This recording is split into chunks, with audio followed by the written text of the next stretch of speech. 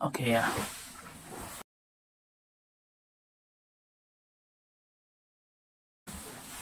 Kita udah sebulan ya di sini. Pas hari ini ya. Hari ini pas tanggal 12. 12 ya betul. Pas. Kerasa nggak Bang menurut Bang Yos? Bagaimana ya? Kerasa dalam artian Karena meninggal keluarga. ya kalau kangen dengan keluarga kerasa banget ya. Tapi kalau sudah mulai masuk kesibukan ini kayaknya cepat ya. Tiba-tiba aja sudah 1 bulan ya. Kan sudah mulai sibuk ya. Apalagi saya ya yang tiap hari masuk ya. Nah, betul. Kalau Bang Yos kan masih ada liburnya Masih ada libur Selasa. sekali, Selasa ya. Oke, jadi Bang Yos ini teman saya dari NTT, Bang, di Kupang. NTT Kupang ya, betul. Maksudnya di Kupangnya memang. Kota Kupang. Ya. Beliau Hanya memang asalnya dari Flores tapi tinggal di Kupang. Sudah lama keluarga dan tinggal di situ. Beasiswa dari Chevening nih. Chevening Scholarship. Dan tahun 2024 ini cuman 30 berapa? 7 apa 38. Nah, cuman 37 dari Indonesia. Keren ya orang-orang terpilih nih. Dan dari Indonesia yang kuliah di sini cuman kami berdua nih tahun ini. Ya, betul. Sangat sedikit di University of East Anglia nih. Iya. Jurusan Global Development ya kalau Bang Yos ya. Ya, Global Development, Climate Change and Global Development. Climate Change and Global Development. Karena kalau Global Development aja ada sendiri kan Bang Yos? Ada semacam fakulti Global Development. Di bawahnya tuh ada banyak tuh. Jadi ada yang Climate Change and Global Development, ada yang Environment and Global Development. Jadi fakulti. Ada berapa jurusan di bawah? Saya kurang terlalu yakin ya. Tapi kayaknya ada yang misalnya pure Global Development ya, kalau tidak salah yang kemarin kita ambil mata kuliah. Ada gender juga kalau nggak salah ya? Gender, betul. Media. Ya, oh ya media Gender, betul. media. Kalau di tempat saya, Environmental Science itu School of Environmental Science cuma ada 3. Environmental Science, Climate Change, sama yang paling baru itu Data Science for Environmental. Data Science for Environmental. Oh, keren. Kalau yang di Climate Change and Global Development itu sejauh ini kan kita udah sebulan nih, udah sebulan belajar itu. Kira-kira mata kuliah apa yang paling bisa dibilang mind blowing lah buat Bang Yos gitu?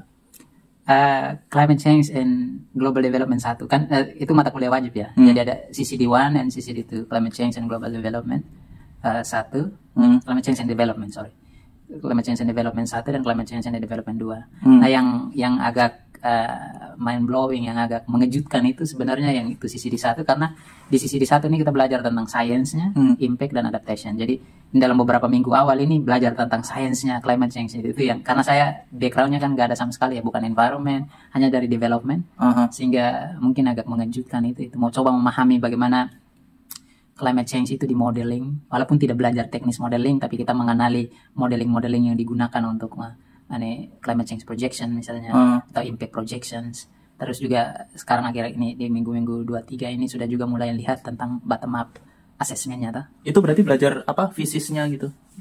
Proses fisikanya? Enggak proses fisikanya banget, tetapi kita menerjemahkan datanya. Ya, menerjemahkan datanya, membaca artikel-artikel yang terkait dengan itu, misalnya soal climate change yang kemarin yang sainsnya itu misalnya kita belajar bagaimana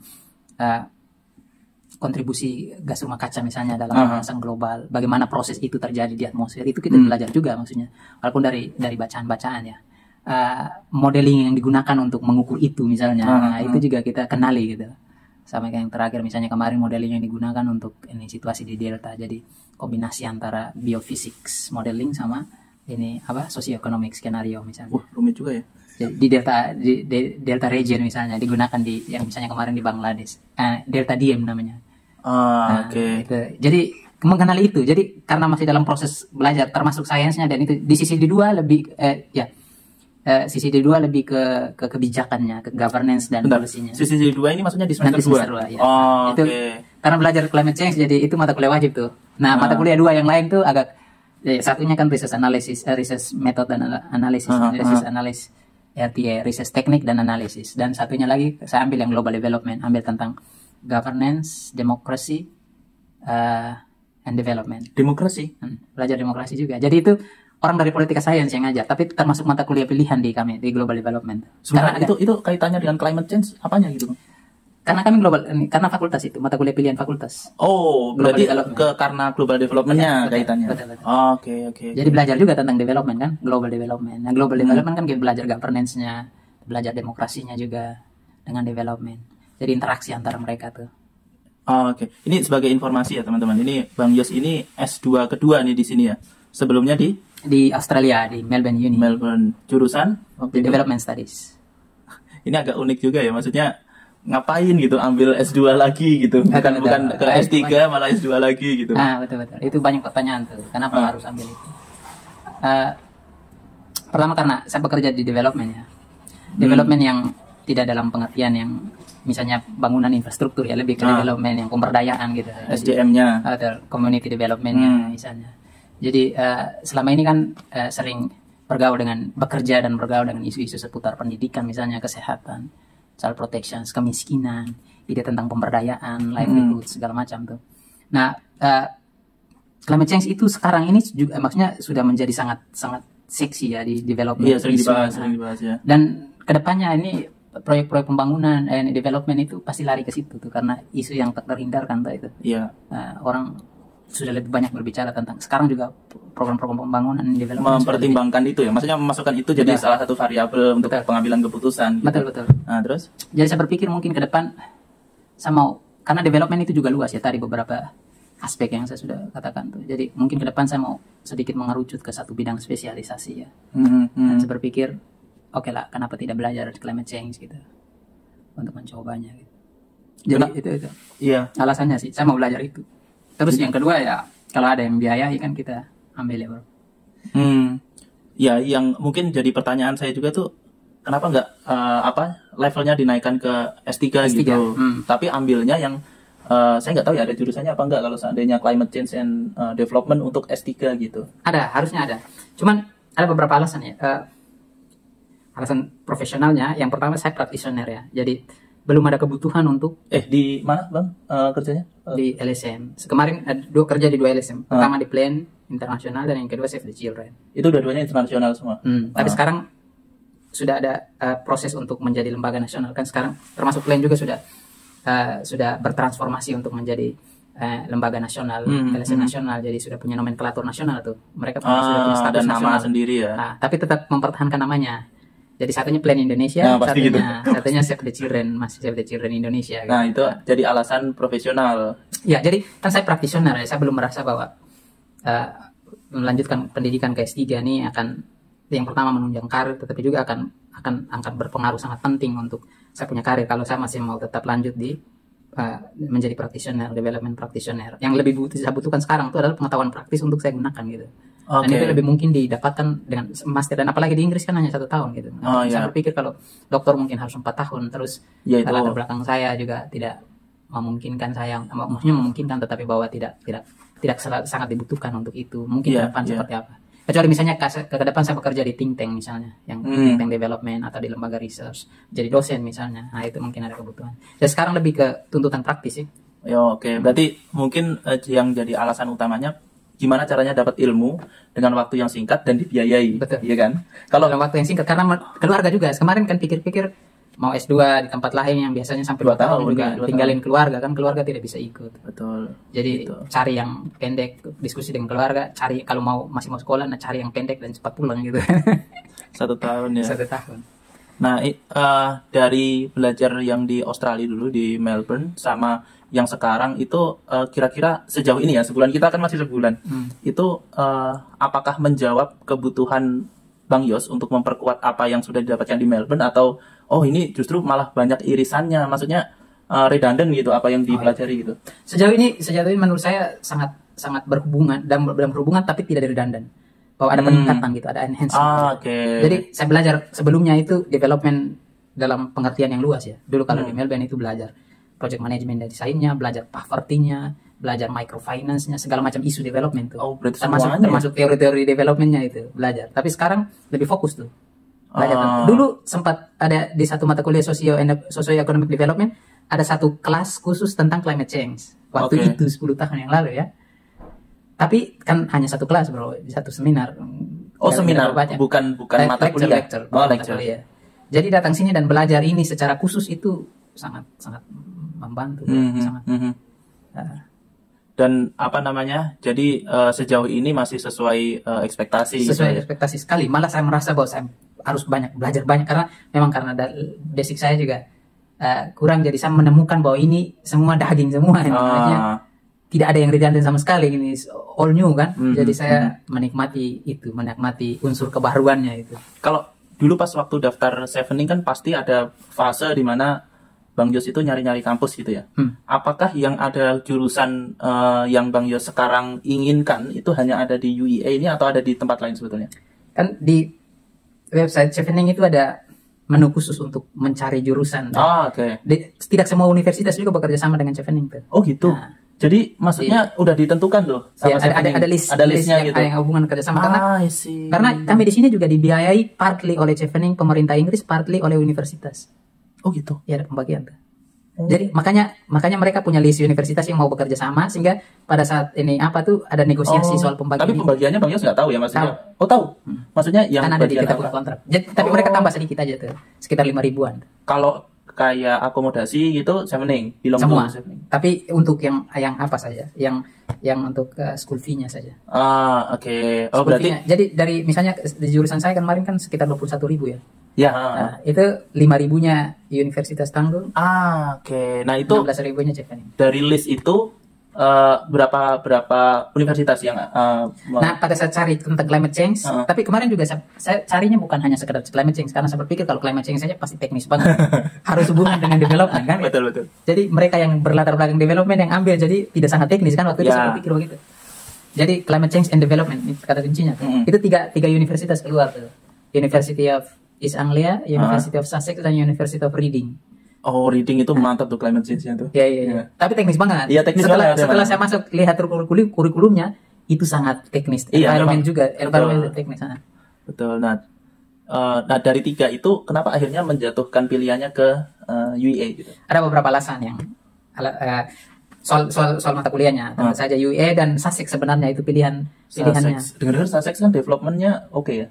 Nomor 1 ya. Global development-nya ya. Nah, terus? Jadi di Sussex dan di University of East Anglia. Terus dalam perjalanan lamar ke universitas, tiga-tiganya sih diterima ya, tapi dengan conditional offer. Yang Sussex, Reading sama sini. Oh, daftar tiga-tiganya waktu itu. Disarankan untuk lamar ke 3 tempat kan? Oh, buat ini ya, cadangan gitu kali ya? Ya.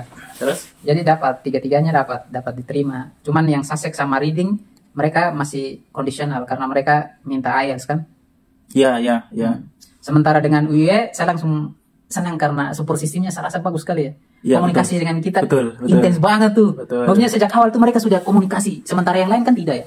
Reading sama apa tuh di akhir-akhir dulu baru komunikasi. Ini juga yang menarik juga tuh, maksudnya kita benar-benar diperhatikan. Kamu ngerti nggak fasenya ini? Kamu kira-kira apa yang masih belum selesai? Kira-kira apa yang sudah selesai? Malah betul. Sangat bagus di sini, super sistemnya bagus kan. Jadi yang pertama yang saya suka dari situ tuh super sistemnya, karena sejak awal mereka sudah kontak terus-menerus tuh. Bagaimana kesulitan di mana? Terus pada saat lamaran saya masuk mereka langsung proses begitu cepat langsung. Betul. Langsung yang keluar permintaan CAS, ya kan? Segala macam. Cepat banget. Asli. Ini langsung keluar, saya langsung dikasih malah langsung ditanya, ini sebelumnya kan sudah langsung upload dengan ini pendidikan sebelumnya ya, ini bukti pendidikan sertifikat sebelumnya. Dong lihat kan saya dari Australia, terus dong langsung minta masih ada visa yang kemarin sekolah ke Australia, minta ini beberapa bukti ini perjalanan terakhir keluar negeri. Iya. Setelah minta itu langsung mereka kasih keluar unconditional offer, bro. Jadi itu unconditional offer pertama tanpa diminta IELTS. Jadi saya sempat tanya, saya sempat tidak diminta IELTS ya. Sudah setelah kami, padahal di webnya kan ada kan? Ada. Mereka langsung bilang setelah kami perhatikan kan, karena Anda sudah sebelumnya kuliah di English speaking country ya, di list negara-negara yang menggunakan bahasa Inggris. Terus juga dengan segala bukti perjalanan luar negeri Anda dalam beberapa tahun terakhir, itu sudah menjadi cukup bagi kami untuk membuat Anda extension dari IELTS. Makanya saya langsung pilih tuh. Ngapain saya langsung, kan belum tes IELTS waktu itu. Iya, masalahnya tes IELTS itu kalau buat teman-teman yang belum tahu ya, itu mahal, bisa sampai 2 juta, 3 juta ya kan. Terus belum tentu 3 sampai 4, Bro. 3 sampai 4 ya? 3 sampai 4. Belum saya harus perjalanan dengan pesawat ke Bali, kan di tempat saya tidak ada. Dan itu nggak mungkin kan, maksudnya kita paling dekat mana, Pak? Bali. Ke Bali, terus misalkan langsung tes, nyampe langsung tes, langsung habis itu pulang lagi kan nggak mungkin, harus nginep. Sekitar 7-8 juta lagi tuh, bro. Jadi itu pertimbangan yang make sense sih, masuk akal gitu. Jadi pas saya dapat itu saya langsung, sudahlah, ngapain? Lagian di sini juga bagus banget. Setelah saya perhatikan dia kurikulumnya, justru lebih yang saya butuhkan tuh di sini tuh. Karena belajar banyak hal. Climate change yang saya butuhkan kemarin kan saya berpikir setidaknya sedikit tentang sains. belajar tentang impact, belajar tentang adaptasi karena saya saya berencana bekerja di bidang itu. Semuanya di situ dan bagus sekali malah justru di sini. Kalau di reading memang sangat teknis. Iya, betul. Di di Sussex juga agak dia pun porsi developmentnya terlalu besar. Oh, titik beratnya. Padahal ya karena mereka development study-nya kan bagus. Iya. Jadi justru dia di bawah development studies, yang climate change di Sussex di bawah development study, dan content development studies-nya lebih besar. Saya pikir saya sudah S2 ada basic di situ gitu. Iya. Saya kan mencari belajar ini kan. Iya. Jadi lihat-lihat rupanya lebih jodoh di sini tuh. Oke, berarti terus ini Bang, setelah kita sampai di situ saya ngerasanya tuh kita benar-benar diperhatikan gitu loh pas waktu welcoming week itu ada acara kayak malah dijemput bro, kan nggak ada orang. Iya betul. Kita sampai di Heathrow London itu langsung dijemput. Saya sebelum ada penawaran penjemputan itu mikir ini sampai sana itu apakah bandaranya langsung di Norwich atau enggak, nanti kesananya naik taksinya digetok apa enggak, kan kalau di kita kan ngeri ya naik taksi gitu. Nah ternyata di kampus ini itu menawarkan penjemputan dari bandara London. Itu sangat-sangat keren sih. Keren sih. Jadi penjemputannya pakai bus gitu. Jadi semua mahasiswa yang datang di waktu itu tanggal 11 dan 12 sampai 13 dong Bang. Oh iya 3 hari. Iya, 3 hari. Nah itu nanti disediakan bus, disewain sama kampus buat mengantarkan ke kampus.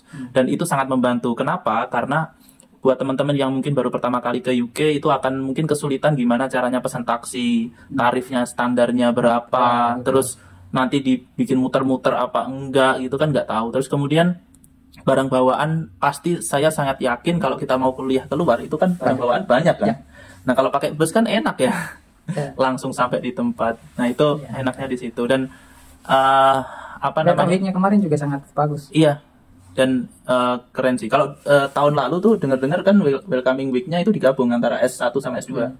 Jadi kayak modul fair itu pengenalan mata kuliah ya. Itu di tenda gitu, digabung gitu. Lah kalau sekarang kan kita dipisah ya, jadi kelas tersendiri gitu. Itu keren. Jadi kita ada gambaran mau ngambil mata kuliah apa, itu dikasih briefing dulu, clear semua mata kuliah yang ada yang ditawarkan di fakultas dikasih dulu. Jadi kita dengar dulu, kita tertarik di mana baru kita ambil. Di luar mata kuliah wajib ya. Dan pengambilan mata kuliah ini itu kita bisa revisi gitu, bisa rubah dalam jangka waktu 2 minggu. Jadi kita ikuti kelasnya selama 2 minggu gitu. Ketika kita merasa ini kayaknya nggak sesuai ini sama apa yang saya butuhkan, itu bisa ganti mata kuliah gitu. Itu keren juga itu. Keren, sistemnya bagus. Termasuk penentuan dosen pembimbing kan, advisor. Oh, itu bukan pembimbing, dosen semacam itu. Ya pendamping lah. Penasihat ya. Kalau di Indonesia sama penasihat akademik ya. Iya betul. Advisor. Ada itu. Jadi bagus sekali. Dan itu menurut teman-teman yang di universitas yang lain di UK itu tidak ada tuh. Oh gitu. Betul. Nggak ada yang begitu. Itu keren. Itu juga membantu. Jadi itu seperti dosen penasihat kita dulu kan, di penasihat akademik. Jadi apa masalah apapun kita bisa datang ke dia, apapun itu, termasuk masalah yang berkaitan dengan studi atau di luar itu, karena dia semacam dosen penasihat akademik. Itu bagus sekali. Betul. Karena teman-teman di universitas lain di UK dan bilang mereka tidak punya yang begitu. Termasuk saya dulu di Melbourne. Di Melbourne nggak ada yang begitu. Jadi waktu itu milih mata kuliahnya gimana Bang? Maksudnya ketika ada kajian akademik ada orientasi week yang dijelaskan bagaimana memilih mata kuliah. Jadi semua by system. Tinggal pilih sendiri dan kita tidak punya referensi. Ada mata kuliah wajib yang memang sudah langsung masuk. Tapi pilihan itu kan kita hanya pilih-pilih aja tuh. Waktu itu hanya rame-rame aja dengan teman tuh. Jadi ini tidak ada modul fair, nggak ada yang gitu. Iya. Itu modul fair saya juga impress sih. Maksudnya saya pikir akan kebingungan ketika ini mata kuliah ini belajar apa ya kira-kira. Nah itu di modul fair semuanya terjawab. Itu mata kuliah itu dalam 1 semester akan belajar apa, dan bahkan di modul fair itu kita disarankan ketika nanti semester 2-nya mau ngambil mata kuliah A, B, C, semester 1-nya disarankan mengambil X, Y, Z gitu. Jadi kita bisa dapat rekomendasi di situ, bisa tanya-tanya di situ. Keren sih, keren. Dan bahkan karena di sini saya ngerasanya ya, sangat diverse gitu loh mahasiswanya gitu. Dari berbagai macam negara itu ada, meskipun yang paling banyak memang dari teman-teman dari Asia Timur dan Asia Selatan ya. Betul. Jepang itu banyak banget mengikutkan dengan Cina ya. Iya, itu. Saya juga baru tahu tuh, karena biasanya kalau misalnya di Australia itu memang mahasiswa Cina banyak, tapi jarang ketemu orang Jepang. Ya, Jepang juga. Cina saya juga ya, di kami aja banyak tuh. Saya juga gatel sih pengen nanya, maksudnya kampus mereka kan bagus-bagus ya. Kenapa jauh-jauh ke sini gitu. Nah, itu kita bisa jadi punya teman dari berbagai macam negara gitu, banyak banget, dan Afrika banyak. Keberagaman itu yang mungkin jadi alasan UEA itu ada layanan untuk bahasa, Bang, yang kita ikuti. Betul. Itu keren sih. Jadi mungkin bisa jadi ini teman-teman yang nilai IELTS-nya tinggi, TOEFL-nya tinggi, mungkin untuk mendengarkan itu bisa, menulis itu bisa, cuman ketika berbicara dengan confidence itu ada kendala di situ. Nah, di UEA ini ada program kelas gratis Support, kayak language support. betul. Itu kayak les bahasa Inggris gitu ya, Bang, ya. Cuman untuk akademik ya, maksudnya memang untuk kuliah gitu kebutuhannya. Cuman di situ ada semacam bagaimana cara speak with confidence, terus academic speaking. Jadi itu sangat-sangat membantu sih, apalagi kalau saya kan ini pertama kali kuliah di luar. Kalau Bang Yos kan udah sebelumnya di Australia. Itu ketika saya memahami sesuatu kemudian ingin mengungkapkan kembali, itu muncul rasa ketidakpedean gitu. Nah, itu sangat membantu program itu. Jadi buat teman-teman yang mau ke UEA itu nanti akan ada fasilitas itu, dan jangan khawatir, itu nanti diajarkan untuk bagaimana 3 minggu berturut-turut tuh dengan banyak pilihan. Betul. Itu gratis tuh, dan bisa register sendiri. Jadi ada speaking with confidence, academic speaking, terus ada vocabulary juga, academic vocabulary sendiri. Bahkan ada ini listening juga kan? Listening ada. Terus pronunciation. Nah, itu mungkin mereka juga merasa perlu ada service itu, perlu ada tambahan tentang itu, karena pronunciation bisa jadi obstacle buat teman-teman yang misalkan logatnya itu kental sekali gitu. Dari entah itu Cina, Jepang kan kental banget, Thailand, termasuk mungkin juga kalau India mungkin karena mereka terbiasa bahasa Inggris jadi nggak jadi soal ya. Gitu. Itu keren sih. Nah itu bro, satu lagi tuh support sistemnya itu one stop ini student information zone. Iya susah itu. Maksudnya dulu saya di Melbourne saya tidak menemukan itu bro, yang semua masalah lu bisa datang ke situ. Iya, itu bahkan itu bagus banget tuh. Bahkan ya teman-teman, ini masalah pribadi pun itu bisa teman-teman konsultasikan. Kalau misalnya di UEA itu dikonsultasikan ke SIZ, misalkan ada isu personal gitu, rindu dengan keluarga kah, atau mungkin ada kendala untuk pembayaran akomodasi, itu bisa dikonsultasikan ke SIC atau Student Information Zone. Nanti diarahkan nih, masalah ini bisa dihandle sama mana gitu. Itu keren. Mau counseling, mau finance counseling, mau yang ini psychological counseling, semua masalah apapun. Tapi bagusnya tuh karena dia di one stop gitu, semua. Jadi itu kan sulit ya. Di universitas lain mungkin ada layanan seperti itu, tetapi masing-masing orang diharapkan untuk cari tahu sendiri, atau cari tahu mengerti kemana gitu. Betul. Tetapi di sini kalau tidak tahu mau kemana, bahkan untuk cari ruangan saja tidak tahu, ke student information zone. Tempatnya pas di tengah-tengah. Jadi semua masalah apapun situ nanti diarahkan, kamu ke sini, kamu ke sini. Untuk masalah ini kamu ke sini. Untuk laptop kamu yang tidak bermasalah di sini. Kemarin sempat laptop bermasalah, tanya ke situ. Nanti dia keren banget menurut saya ini menurut saya itu super sistem paling bagus ini, karena kita kan kadang-kadang malu. Yang pertama malu, habis itu kita tidak punya pengetahuan, akses terhadap pengetahuan atau informasi bahwa semua ada di dalam sistem, di dalam ini sistemnya. Tetapi apakah kita mengakses itu? Kita itu kan tidak. Jadi sangat harus ada satu one stop system seperti itu yang kita bisa datang baru nanti mereka arahkan. Nah menurut saya itu bagus sekali. Soal riset udah ada gambaran, Bang? Sudah mulai ada. Topik besarnya apa? Soal metode kan nanti bisa mencari ya. Mungkin ini dalam kaitan dengan adaptasi ya, soal knowledge dan awareness ya terkait climate change. Tapi mungkin mau difokuskan ke youth ya, anak-anak ya. Jadi apakah karena memang LSM-nya bergerak di pembangunan SDM anak-anak kan? Ya, termasuk itu. Maksudnya termasuk anak-anak juga. Tapi saya juga mau fokus ke situ, dan juga mungkin lebih memudahkan kalau mau, karena bayangan nanti kalau misalnya research ini kalau mau ini ambil primary data collection kan mungkin agak susah ya kembali ya. Jadi mungkin nanti kepada anak-anak yang lebih punya akses terhadap teknologi, misalnya kalau saya lakukan wawancara jarak jauh atau FGD jarak jauh kan masih bisa ya. Terus juga untuk anak-anak juga, untuk youth juga sebenarnya ide yang bagus, karena sekarang misalnya climate action di seluruh dunia itu ini youth movementnya juga kuat sekali tuh. Betul. Jadi kita mau lihat di Indonesia misalnya seperti apa tuh ini youth movement, apakah berkontribusi terhadap itu, ini adaptasi atau tidak tuh. Tapi mau lihat sebenarnya hubungan antara pengetahuan dan kesadaran ke adaptasinya tuh. Jadi mau lihat itu tuh. Nah kalau bro, kalau saya sih jelas tentang perakiraan cuaca ya. Tapi saya tertarik dengan topik risetnya tadi. Masih besar ya. Gini, kalau saya kan memang bekerja di bidang climate dan meteorologi gitu. Terus yang saya bikin penasaran tuh kenapa ambil topik itu gitu? Apakah ada yang ingin diketahui dari kondisi kita di Indonesia, atau mungkin Bang Yos ini udah tahu nih kondisi kita di Indonesia seperti apa, kurangnya di mana, dan akhirnya ingin memperkuat dengan teman-teman akademis gitu. Ya, kemarin yang karena sebenarnya climate change ini bidang baru ya untuk saya, tapi pada saat untuk melamar kemarin, baik untuk universitas maupun untuk chevening-nya kan kita harus menulis tuh esai tentang itu tuh. Oh ya. Jadi saya melakukan research tentang climate change di Indonesia, dan menurut saya ada beberapa masalah ya, beberapa lapis masalah.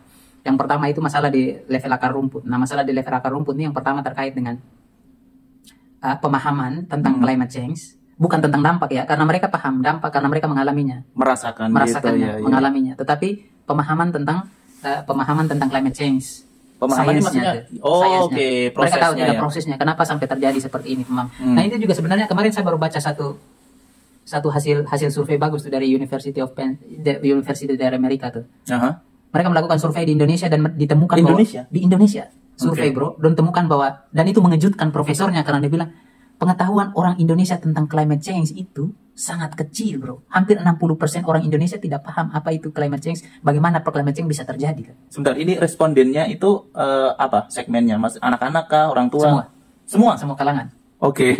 Bahkan dia saja mengejutkan. Dia saja bahwa orang Indonesia tidak, yang soal sainsnya ya, bahwa mereka paham soal dampak yang mereka rasakan karena bahwa ada peningkatan suhu, ada ini bencana alam di mana-mana sebagai dampak. Tetapi pemahaman apa itu climate change, bagaimana climate change bisa terjadi, itu tuh sangat rendah loh. Berarti mungkin masyarakat kita itu tahu nih ada yang berubah dari alam kita gitu, tapi nggak tahu ini kenapa berubah. Gitu. Oleh apa gitu. Dan prosesnya seperti apa sampai berubah itu. Oke, ini menarik. Nah, makanya saya melihat itu, apakah ada hubungan antara pengetahuan itu ke kesadaran dan kesadaran ke aksi gitu.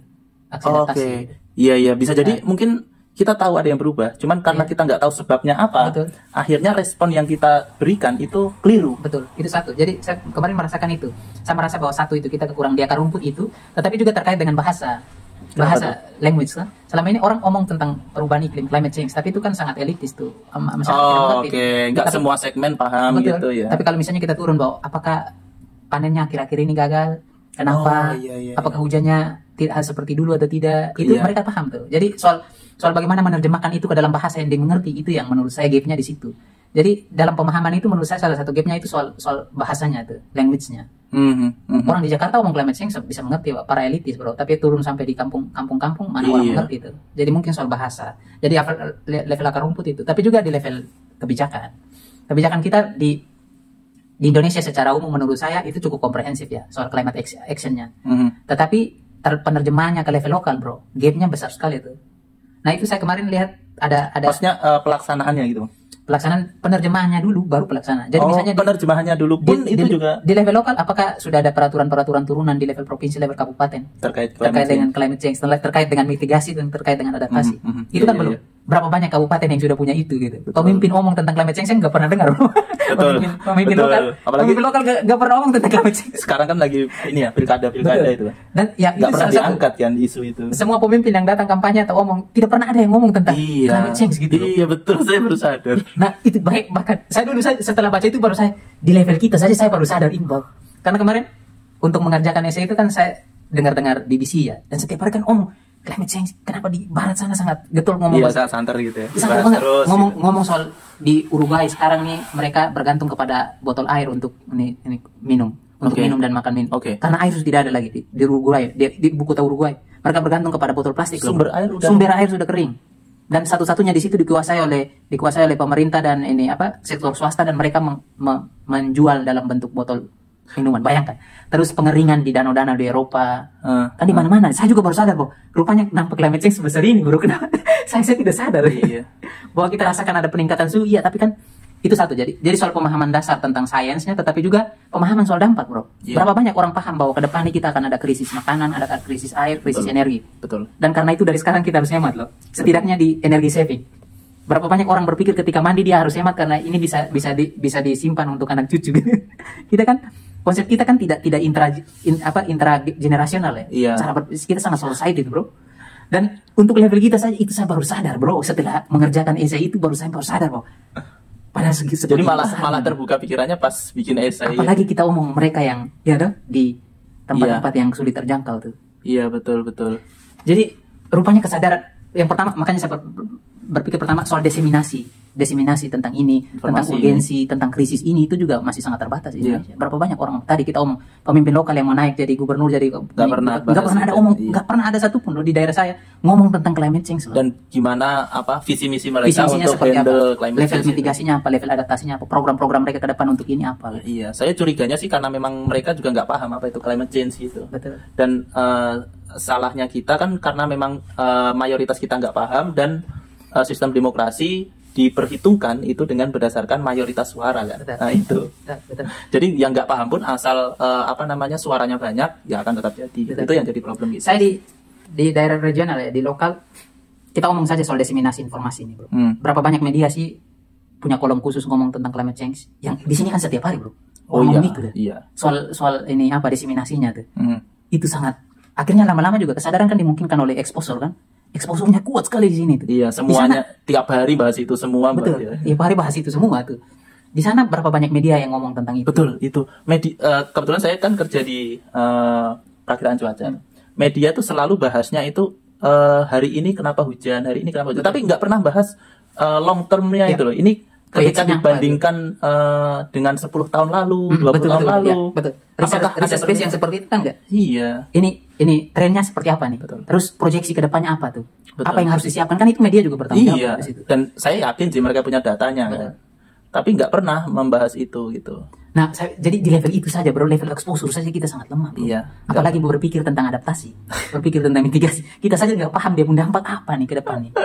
Berapa serius ini nih? Maksudnya ini soal degree of ini severity-nya tuh. Iya. Berapa serius nih? Terus dia jadi bahwa untuk konteks Indonesia saya berasa bahwa ada banyak hal yang perlu makanya itu ingin membawa itu sebagai ide riset gitu. Betul. Ya. Pemahaman soal itu gitu. Betul.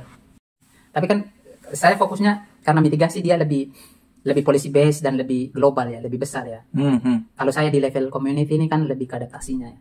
Jadi saya mau perkuat itu tuh sebenarnya tuh. Dan untuk beradaptasi secara efektif kan ada banyak hal tuh. Termasuk juga pengetahuan kan, bro. Betul. Pemahaman tuh. Betul. Saya bayangkan keluarga ini juga petani, saya datang dari petani nih. Sama, petani saya nih. Maksudnya berapa banyak kepala desa yang ngomong bahwa oke, ini ke depan nih mungkin kita punya musim hujan akan berubah nih. Kapan kita harus menyiapkan lahan nih? Nggak ada tuh, bro. Maksudnya kita sangat reaktif tuh. Kita kan sangat reaktif. Oh, kenapa hujan ya tiba-tiba ya? Karena padahal nih lahan kita belum siap ya. Betul. Tetapi belum ada diseminasi informasi yang tepat. Itu satu hal. Jadi soal pengetahuan dasar, tetapi juga misalnya apakah orang-orang misalnya teman-teman di departemen ini yang kalian kerjakan itu soal diseminasi informasinya ke orang-orang yang membutuhkan tuh, stakeholder sampai apa enggak gitu loh. Ada pengetahuan yang turun sampai desa sehingga desa bisa bahwa diperkirakan berapa bulan ke depan kita akan begini sehingga kita harus buat ini. Itu tidak ada. Iya, betul. Itu apa ya? Kita kalau di tempat saya Bang ya di Jawa, itu petani itu masih berpatokannya oke, Januari itu hujan, Februari hujan, nanti Maretnya turun, selalu dianggapnya itu akan tetap konstan gitu. Padahal kan setiap saat itu kondisi atmosfer bisa berubah dan bisa jadi yang harusnya misalkan musim hujannya misalkan tinggi gitu, tapi karena tahun ini ada dinamika atmosfer jadi dia lebih rendah. Harusnya ada aksi untuk menghadapi itu kan. Betul. Nah, jadi ini kita berbicara soal pengetahuan itu kan kita ada, bro. Teman-teman kan mengerjakan itu dan punya paham itu. Betul. Jadi bahwa apakah pengetahuan itu bisa diterjemahkan dalam bahasa yang dimengerti oleh orang-orang yang membutuhkan. Level petani misalnya, level pengambil kebijakan misalnya. Nah, kemarin sekarang kami lagi membahas satu artikel bagus nih, bro. Soal yang sekarang ada istilah semacam knowledge broker tuh. Apa tuh? Knowledge broker tuh mereka yang punya keahlian untuk menerjemahkan bahasa research ke dalam bahasa yang dimengerti oleh orang-orang yang membutuhkan. Mudah dipahami gitu ya. Jadi kedepannya akan ada itu. Nah, diharapkan teman-teman juga punya itu tuh knowledge broker. Bagaimana menerjemahkan? Karena tidak semua research punya kemampuan untuk menerjemahkan itu. Betul. Researcher kan? Betul. Nah, jadi dibutuhkan orang yang bisa menerjemahkan teman-teman punya temuan, teman-teman punya proyeksi atau research yang terkait dengan itu. Bahkan mungkin data yang kita produksi tiap hari bisa jadi itu perlu apa tadi? Perlu diterjemahkan knowledge broker untuk diterjemah. Misalnya dia mau lari ke media, bagaimana media menulisnya untuk bisa dimengerti oleh orang yang baca gitu. Karena semua yang itu kan teknis semua tuh. Betul. Tetapi dalam sebuah bahasa yang bisa dimengerti, yang bisa digunakan oleh misalnya oleh pengambil kebijakan supaya dia bisa mengambil kebijakan, atau oleh misalnya oleh petani supaya dia bisa melakukan adaptasi yang sesuai. Itu penting tuh. Jadi ke depan tuh kita akan butuh itu, bro. Ya teman-teman bertugas untuk oke, misalnya teman di projection ya, modelingnya, bisa melakukan itu, tetapi apakah itu sampai di pengambil kebijakan atau tidak? Nanti beberapa minggu ini kami sedang membahas tentang itu. Iya. Dan itu sangat membantu menurut saya. Kita punya gate itu juga tuh. Itu ini sih, jadi isu tersendiri juga sih Bang. Karena sekarang saya tanya coba, ketika Bang Yos lihat suhu yang disampaikan oleh prediksi di BMKG gitu, itu suhu untuk hari ini diperkirakan berkisar antara 24 hingga 33 derajat Celcius.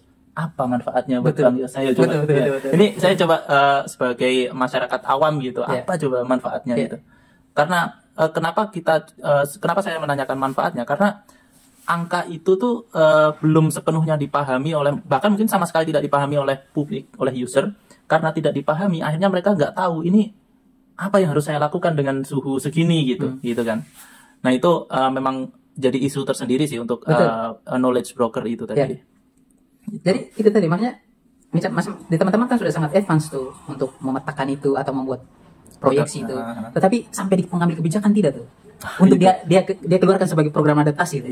Sampai tidak tuh. Atau sampai di masyarakat petani tidak untuk bahwa oke, menurut simulasi, menurut proyeksi dalam berapa bulan ke depan akan seperti ini, apa yang harus saya lakukan tuh untuk adaptasi. Saya sebenarnya kalau bicara soal apakah itu sudah masuk dalam pertimbangan kebijakan, sebetulnya sudah Bang. Ini mungkin yang sempat ramai kemarin soal impor beras. Itu kan sebelumnya itu berawal dari rapat dengar pendapat BMKG dengan DPR. Nah, BMKG menyampaikan kalau ada potensi demikian gitu kan. Nah, akhirnya pemerintah mengambil kebijakan untuk impor beras. Itu yang sebetulnya saya agak kecewa ya, karena dari informasi itu sebetulnya kita mungkin bisa melakukan langkah mitigasi yang lebih menguntungkan kita gitu daripada impor beras gitu. Maksudnya ketika ada informasi itu, oke, kita coba membuat sebuah rumusan strategi untuk menyiapkan petani biar nantinya hasil panennya itu bisa mencukupi kebutuhan pangan kita gitu. Kenapa nggak gitu yang diambil gitu? Nah itu bro, persoalan menerjemahkan itu tuh knowledge itu ke dalam sesuatu yang praktis itu yang kita juga pasti bermasalah tuh. Iya betul. Itu berarti isu itu ya yang akan diangkat gitu. Mudah-mudahan itu berpikir nanti Bang Nanda bantu. Oke. Mungkin itu dulu ya Bang ya kita obrolan kali ini. Nanti saya sih berharapnya kayaknya kita dua beririsan banget nih. Kita harus omong nih. Karena saya mungkin lebih ke dia punya ide dampaknya dan kebijakan kan bro tentang sainsnya. Iya boleh. Kan, apalagi tentang persepsi ya. Betul. Persepsi iklim gitu kan. Jadi bisalah nanti kita diskusi lebih lanjut, dan saya berharapnya video ini bukan yang terakhir, ini video pertama. Jadi nanti ketika ada topik-topik kuliah yang menarik, nanti kita cerita di video ini. Jadi teman-teman yang mau kuliah tentang entah global development, entah climate change, entah environmental science, nanti ada gambaran kira-kira apa yang akan dipelajari, apa yang akan digali dari kuliah itu. Dan bisa dibawa pulang ya. Betul. Jadi ya bisa jadi bermanfaat lah untuk Indonesia. Makasih Bang. Thank you.